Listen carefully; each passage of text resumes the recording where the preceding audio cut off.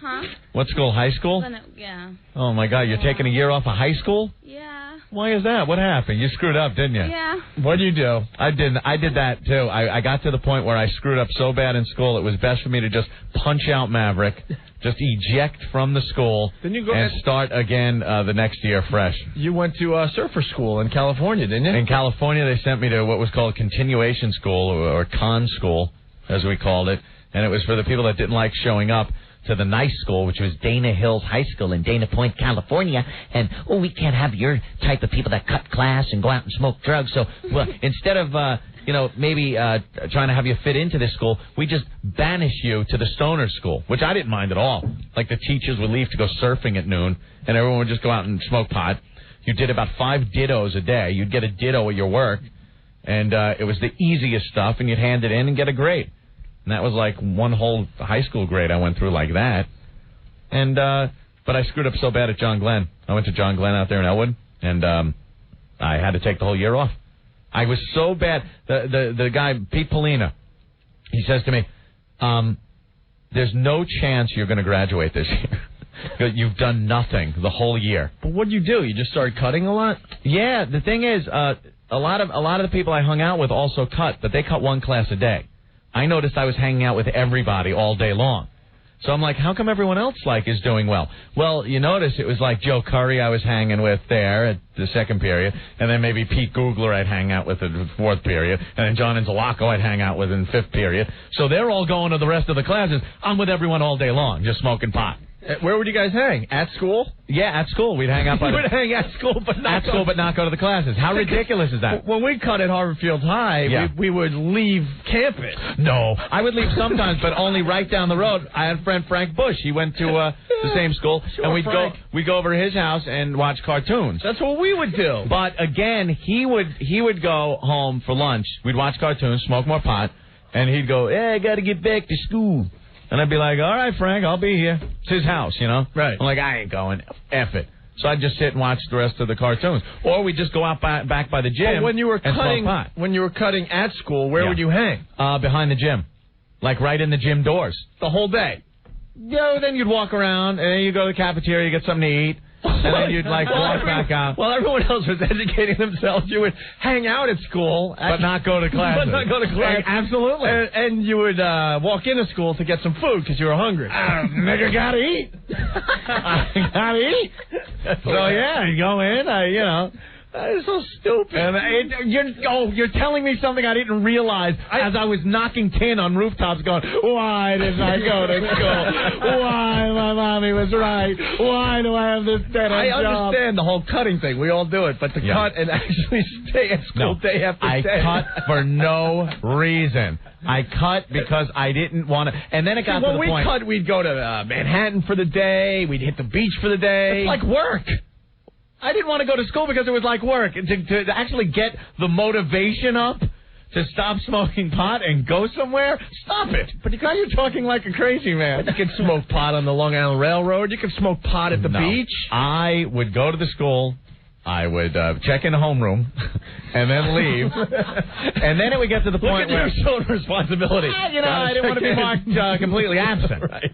Because then the letters get sent home and then they realize... So you're in home ec and then they check you in. Yeah. And then what's your first move? My first move is to cop a joint off of somebody. Mm-hmm.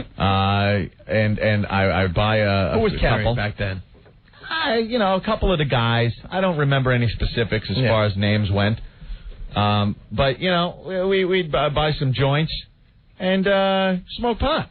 Outside the gym door. Outside the gym doors in the back. and then...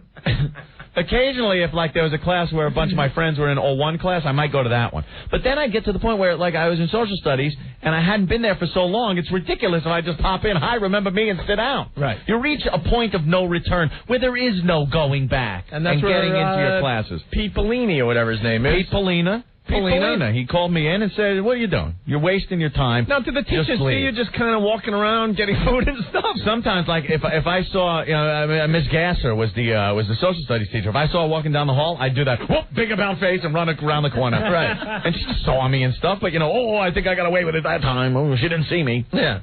Yeah, I would do that. I would just dodge the teachers. I would go out back, by the gym doors. Would you use any of the other facilities while you were there? Well, the bathrooms. I had to use the bathrooms. Bathroom, sure. And the cafeteria. Cafeteria to get the food, big strad and all that. Sometimes I would use the wood shop to make a pipe if no one had joints, and I just had like a nickel bag.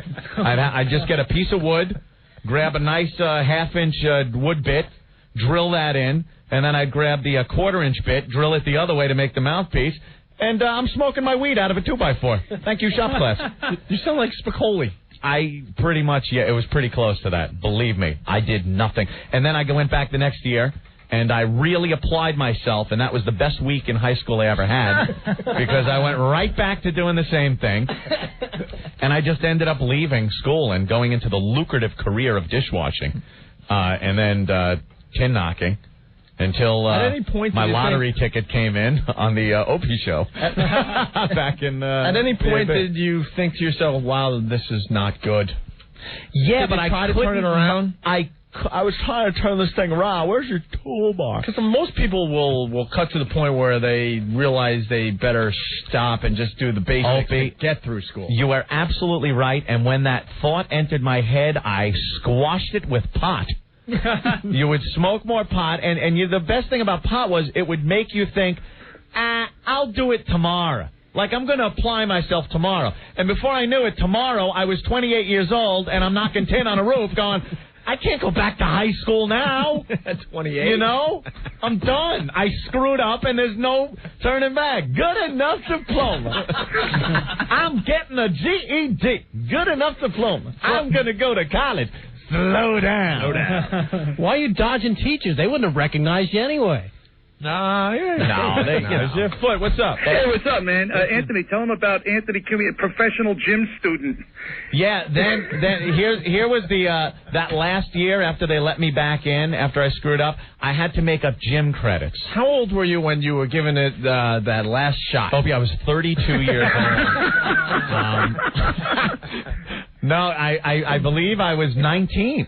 Yeah. I was 19 in high school. No offense, dude. But who showed their face at 19 at a high school? I wanted to try. I had a problem. You gave it a shot. I gave it one last shot. I understand. How you doing? Yeah. But age was so different back then. When you're still like a 19-year-old hanging around the campus, you're like, what's the old man doing? I'd have the teachers yelling at me to go home. I'm like, no, I go here. No, you don't. Stop it. You're selling drugs to the kids. Oh, my God. Yeah. Remember when I had my beard, my long hair, I looked like I was 42 years old? Yeah, this guy, Joe Curry, man, he could grow a full, like, lumberjack-style beard. I think there were even some grays in it at the time. Yeah.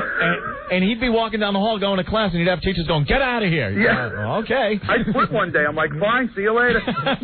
So, wait, a professional gym student? Yeah, so I got to the point where I needed so many gym credits to make up. Usually you went to gym every other day.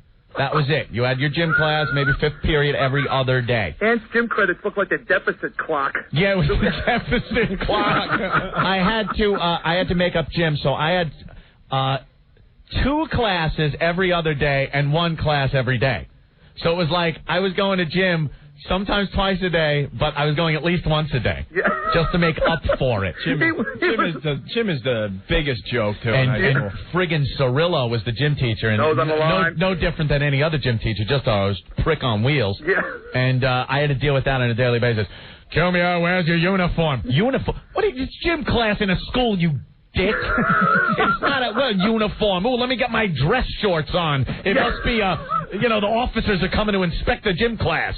So what would you have to do in gym? I did nothing. I played badminton. Sometimes I got in my shorts.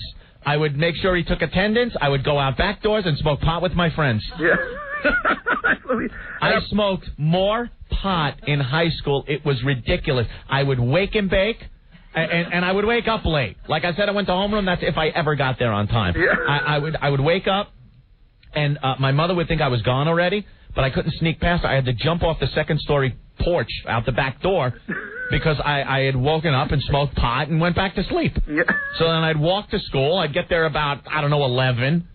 And continue smoking pot with my friends and making believe I was going to school. Did your mom try to turn this thing around? No. She gave up. She had given up. Lost cause. She gave the old college try at raising 3 kids by herself. for a while, and she did a great job. But once we reached an age where we were supposed to let our own responsibilities take over, it was like she just said, look, you're on your own. What am I going to do? You know, put you up and everything for responsibility. It's yours. Take it. Embrace it. Run with it. Yeah. Have fun. Give it a try. How about the time I almost got you busted? We were smoking cigarettes, and you go, watch that nobody comes. Right? Yeah, I go, watch out. Joe, get by the bathroom door and make sure no one comes in. I take a hit of this thing, and there's a teacher standing there, and Joe goes, he couldn't talk. Yeah, I got tongue-tied. That's all right. It's not like I was getting in any more or less trouble. I was always at the peak of trouble. Classic. Yeah, it was a lot of fun. All right, All right, boys, get around. See you later. All right. Bye-bye. And Foot's one of the guys I used to hang with and do this stuff with, but it was for one period a day, the one period he had off. Right. And there was all the other friends, and I was thinking, how come they're all graduating and I'm not? And then it hit me. Oh, my God. I was hanging out with a different person every period.